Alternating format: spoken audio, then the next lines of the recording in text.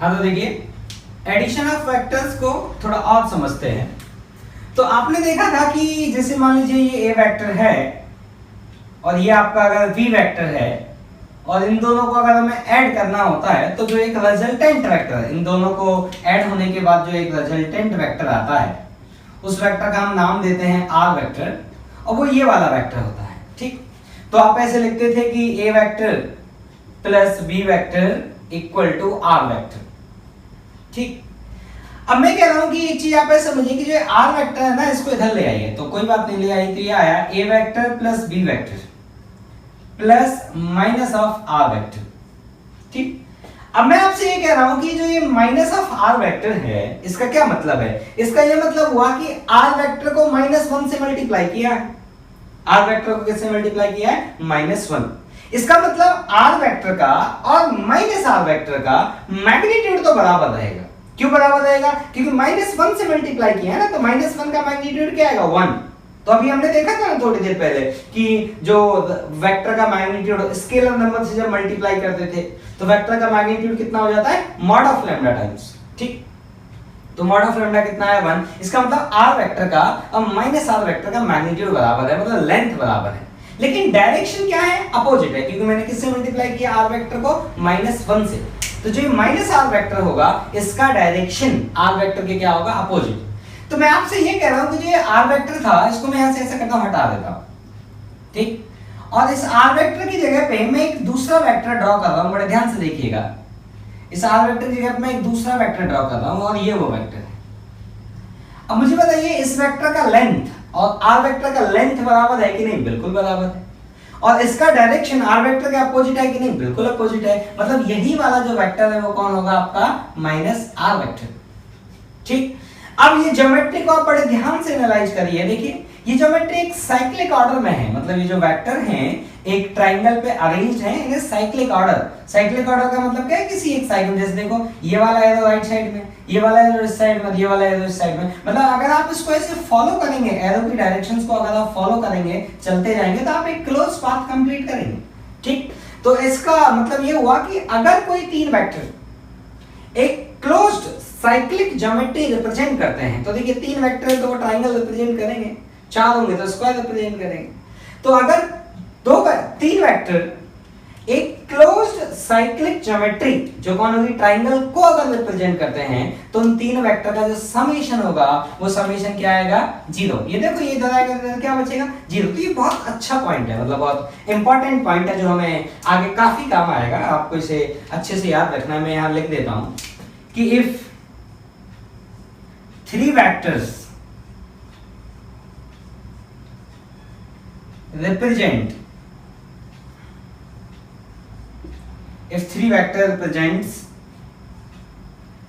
the closed geometry, closed polygon लिख देते हैं। तो तीन साइड का क्लोज्ड पॉलीगन कौन होता है? ट्रायंगल। in cyclic order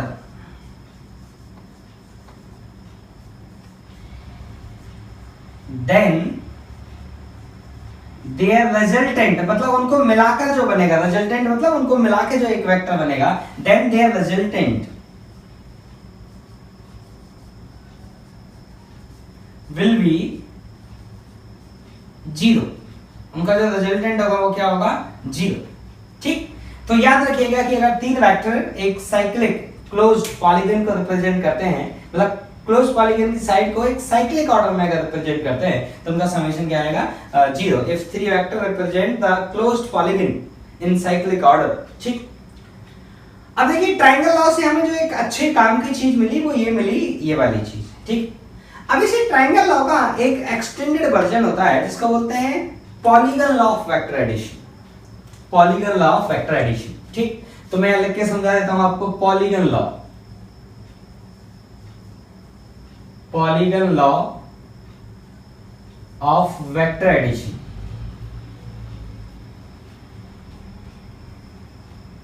तो देखिए polygon law of vector addition में क्या होता है, तो इसी का एक्सटेंडेड वर्जन है, मैं समझाने की कोशिश करता हूं। देखिए आप ऐसे समझिए कि मान लीजिए ये ए वेक्टर है। ठीक, ये मान लीजिए बी वेक्टर है ठीक, ये मान लीजिए सी वेक्टर है, ठीक, ये मान लीजिए डी वेक्टर है, इतने से ही समझा देते हैं। सुनिए, अब पॉलीगन में ये कहता है कि अगर n वेक्टर इस तरह से अरेंज है, देखो ये ऑर्डर में अरेंज है, देखो एक के हेड पे दूसरे का टेल, एक के हेड पे दूसरे का टेल, एक के हेड पे दूसरे का टेल, ऐसे एक रेगुलर पैटर्न में अरेंज है।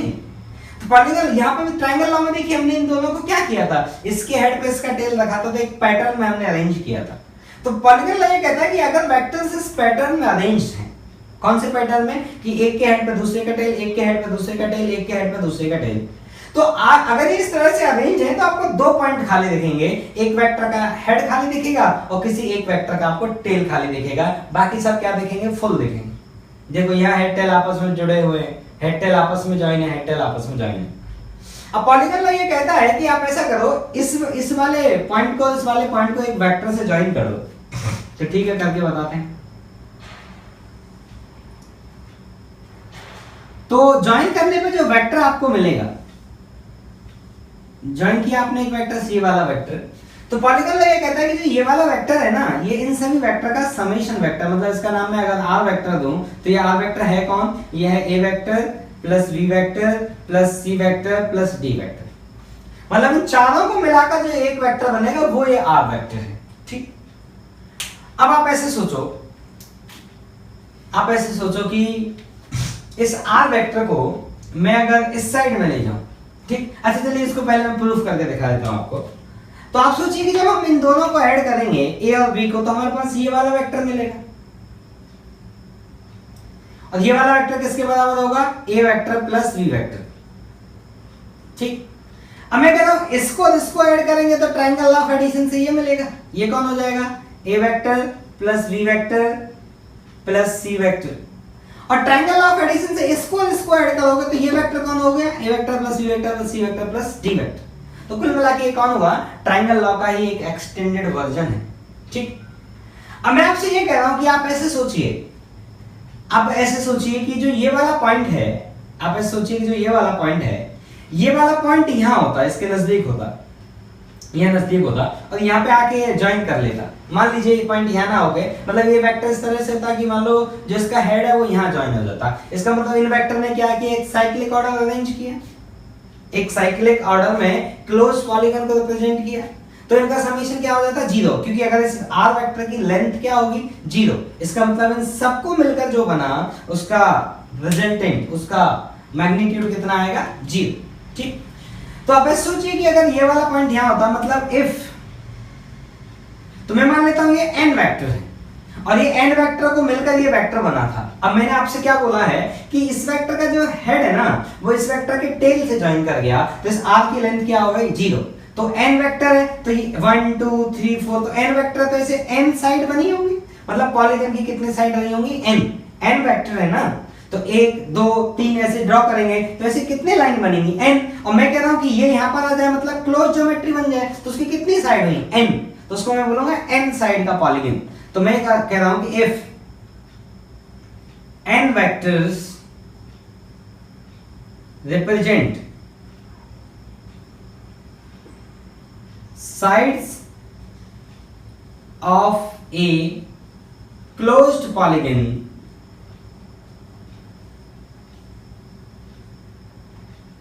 in cyclic order, then their resultant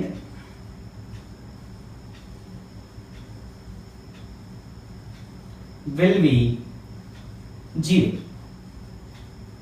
तो ये आपको याद रखना है अच्छे से कि अगर n वेक्टर किसी n पॉलीगन की साइड्स को रिप्रेजेंट करते हैं और एक साइक्लिक ऑर्डर में रिप्रेजेंट करते हैं, तो उनका जो समेशन आएगा वो क्या आ जाएगा, 0।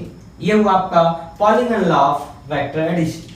ठीक, अब चलते हैं parallelogram law of vector addition. ठीक, तो पैरेललोग्राम लॉ ऑफ वेक्टर जो एडिशन है वो क्या है, तो देखिए बताते हैं। तो मैं यहाँ पे हेडिंग डाल देता हूं,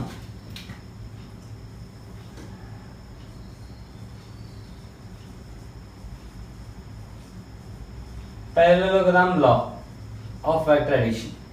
अब देखिए पैरेललोग्राम लॉ अलग है, तो तो देखिए अब आप बोलेंगे कि सर ट्रायंगल लॉ सीख तो लिए, पॉलीगॉन लॉ सीख लिए, पैरेललोग्राम क्यों सीख रहे हैं? तो देखिए हर चीज का एक अपना अपना ब्यूटी होता है। जैसे इसका ब्यूटी था कि n, जैसे कि 3 वेक्टर अगर क्लोज्ड ज्योमेट्री साइक्लिक ऑर्डर में बनाते हैं तो सम 0 आएगा। ये बड़े आसानी से समझा।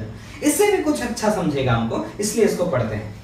ठीक, तो पैरेललोग्राम ये लॉ कहता है कि जिन 2 वेक्टर को आपको ऐड करना है, उन 2 वेक्टर को आप एक पैरेललोग्राम की 2 कंजुगेटिव साइड्स मानिए।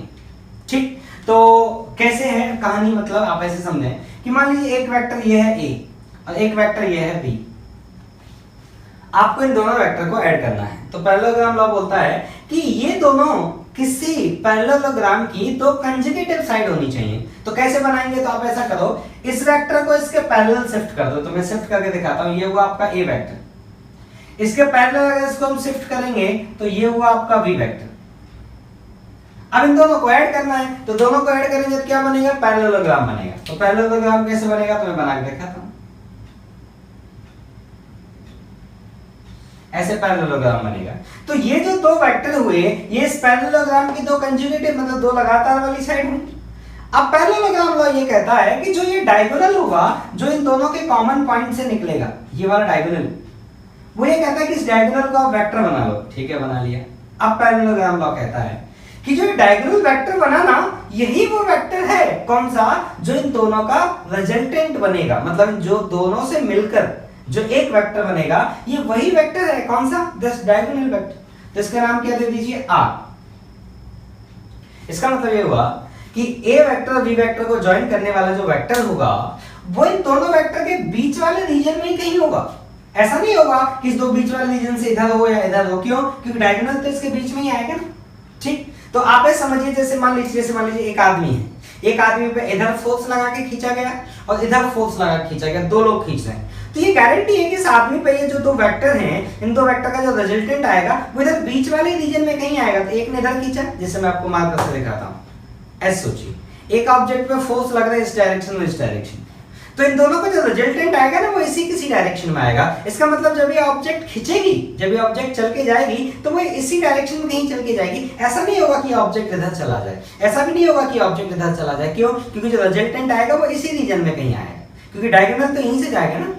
ठीक है, तो पैरेललोग्राम ने ये बताया कि जो 2 वेक्टर का रिजल्टेंट वेक्टर होता है, वो उन दोनों का जो एंगल होता है उसके बीच में ही कहीं होता है। ठीक, देखिए ट्रायंगल लॉ से ऐसा कुछ ऑब्जर्वेशन नहीं हुआ था, लेकिन यहां से बड़े आसानी से ये ऑब्जर्वेशन हो गया। अच्छी बात है। और ये एंगल अल्फा है, जो हमने ट्रायंगल लॉ में सीखा था कि रिजल्टेंट का ए वेक्टर के साथ एंगल अल्फा। और मैं कह रहा हूं कि अगर ये पूरा एंगल थीटा है, ये अगर पूरा एंगल थीटा है, तो ये वाला जो एंगल होगा यहां से यहां, ये वाला एंगल किसके बराबर होगा? Theta minus alpha. ठीक, अब एक चीज और समझिए आप।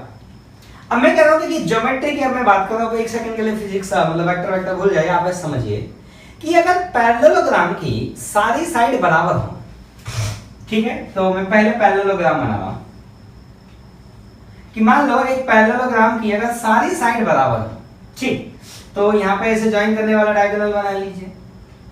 तो अगर पैरेललोग्राम की सारी साइड बराबर है, तो ये वाला एंगल और ये वाला एंगल दोनों आपस में क्या होते हैं? बराबर होते हैं। ऐसा कब होता है? जब पैरेललोग्राम की सारी साइड क्या होती है? बराबर। तो ये तो आपस में बराबर होती हैं, ये वाली और ये भी आपस में बराबर होती हैं। तो अगर ये दोनों भी बराबर हो गई, तो फिर चारों क्या हो जाएंगे? बराबर हो जाएंगे।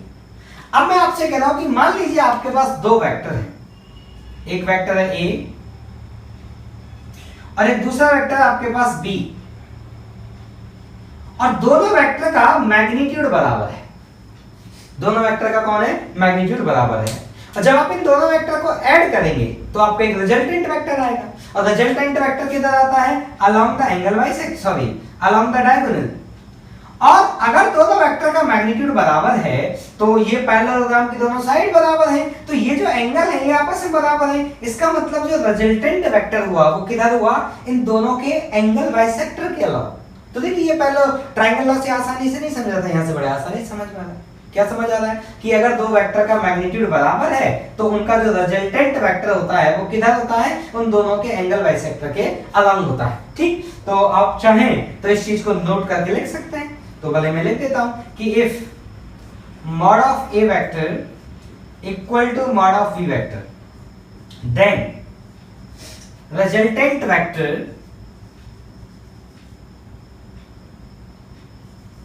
then resultant vector will be along angle bisector, along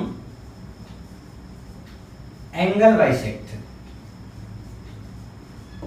उनका जो रिजल्टेंट वेक्टर होगा वो किधर होगा, अलोंग द एंगल बाइसेक्टर होगा। ठीक, अब इससे एक चीज और मैं आपको समझाता हूं। तो ये बहुत इंपॉर्टेंट लाइन है, याद रखिएगा कि अगर दो वेक्टर का मैग्नीट्यूड बराबर है तो उनका रिजल्टेंट वेक्टर किधर होगा, अलोंग द एंगल बाइसेक्टर।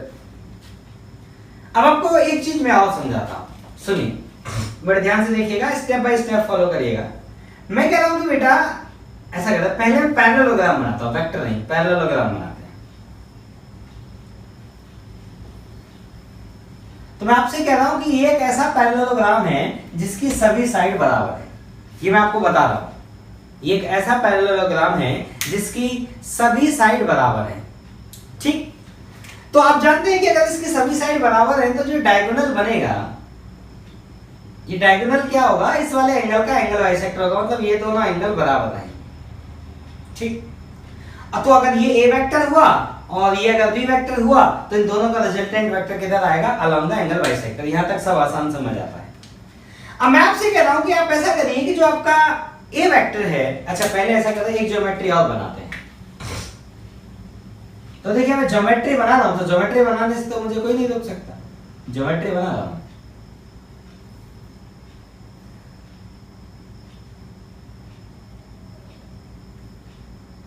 ठीक, तो जो ये मैंने ग्रीन लाइन बनाई है ना, ये इस ब्लू लाइन के पैरेलल, मतलब ये पैरेलल है आपस में। मैंने इसी तरह से बनाई है लाइन, मैं बता रहा हूं, मैंने इसी तरह से बनाई वो पैरेलल। ठीक, तो मैं कह रहा हूं कि आप ऐसा करिए, यहां से लेके यहां तक ये वाली लाइन और ये वाली लाइन, ये दोनों मिलके एक पैरेललोग्राम बनाती है। कौन सा, ये आउटर वाला। देखिए इस ब्लू वाले को छोड़ दीजिए, आप भले इस ब्लू वाले को छोड़ दीजिए, आप ये आउटर वाला देखिए, सिर्फ ये आउटर वाला देखिए। तो ये जो मैं डार्क लाइन जो मैं ज्वाइन कर दिया, ये डार्क लाइन वाला एक पैरेललोग्राम है कि नहीं, देखो ध्यान से, डॉटेड लाइन को छोड़ो, सिर्फ डार्क को देखो, ये पैरेललोग्राम। अब मैं कह रहा हूं कि अगर ये पैरेललोग्राम है और ऐसा करिए आप इसका डायगोनल बनाइए, तो इस पैरेललोग्राम का जो डायगोनल बनेगा वो इस तरह से बनेगा।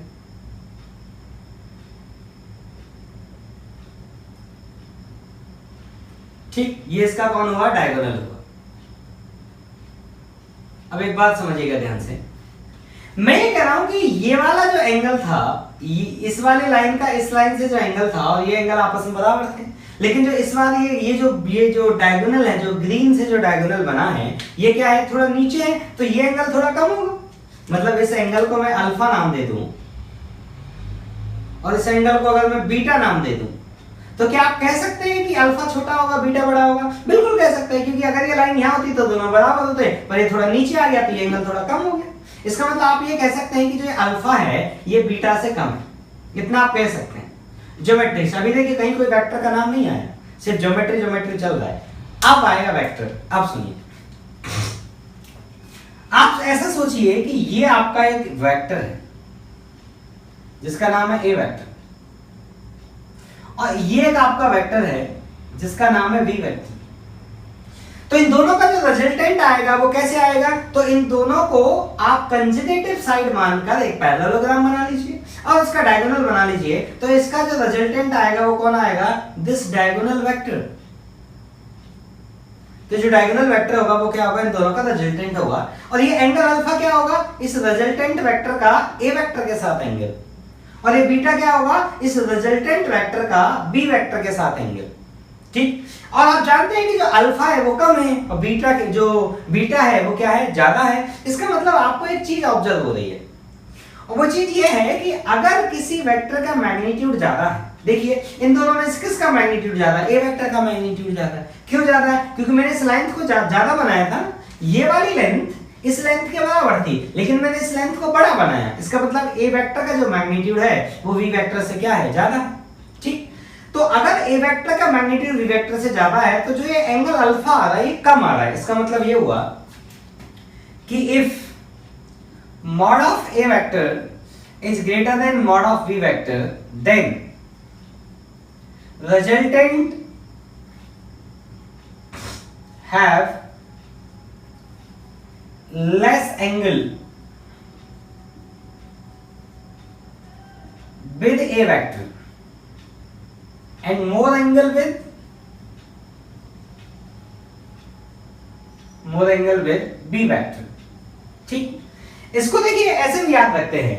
अब मैं ऐसे कह सकता हूं कि जो मेरा रिजल्टेंट वेक्टर है वो a वेक्टर की तरफ झुका हुआ है, इंक्लाइंड है। ऐसे देखो बीच में होता तब तो बोल देते कि बीच में है, लेकिन वो इधर आ गया, तो मैं ऐसे कह सकता हूं कि मेरा रिजल्टेंट वेक्टर किसकी तरफ झुका हुआ है, B के कंपैरिजन में किसकी तरफ ज्यादा झुका हुआ है, A की तरफ ज्यादा झुका हुआ है। तो इसको दूसरे शब्दों में ऐसे भी लिख सकते हैं कि रिजल्टेंट वेक्टर